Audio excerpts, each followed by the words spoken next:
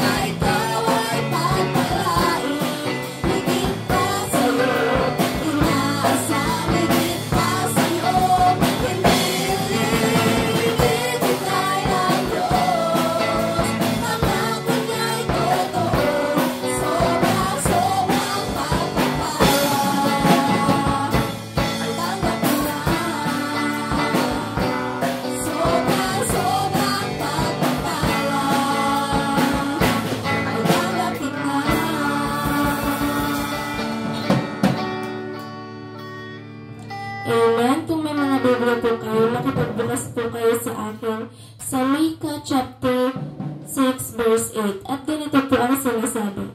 Kanyang ipinakilala sa iyo, o tao, kung ano ang mabuti at ano ang hinihingi ng Panginoon sa iyo, kundi gumawa na may kaganapan at ibigin ang kaawaan at lumakad na may kababaan na kasama ng iyong Diyos. To God be all the glory.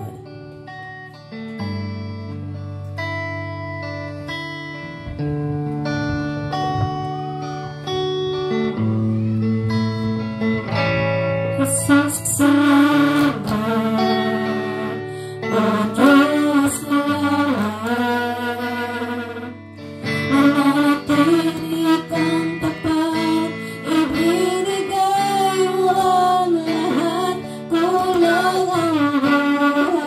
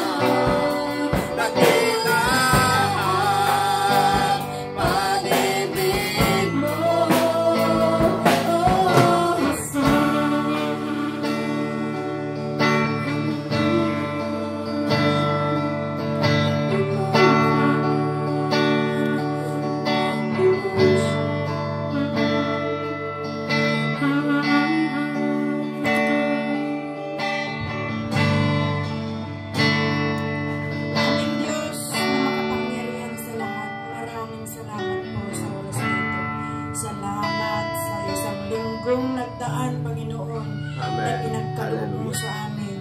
Wala kaming naging problema dahil Ikaw, Panginoon, ay nandyan sa aming piling. Ginagabayan oras-oras. Salamat sa araw na ito. Nandito na naman po kami upang Ikaw ay purihin, pasalamatan sa lahat ng iyong kabutihan. Salamat po at sana, Panginoon, ang mga kapatiran na wala pa, Ikaw po ang siyang kumalabit sa kanila, Panginoon, na ito ang araw mo, Panginoon.